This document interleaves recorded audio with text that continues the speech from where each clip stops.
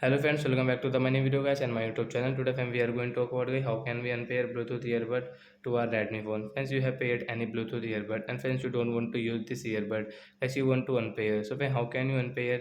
Today I will show you in this video. So before starting video, friends, first of all go and subscribe the channel guys. Click the bell icon and like my video guys. So first of all guys, what will you have to do guys?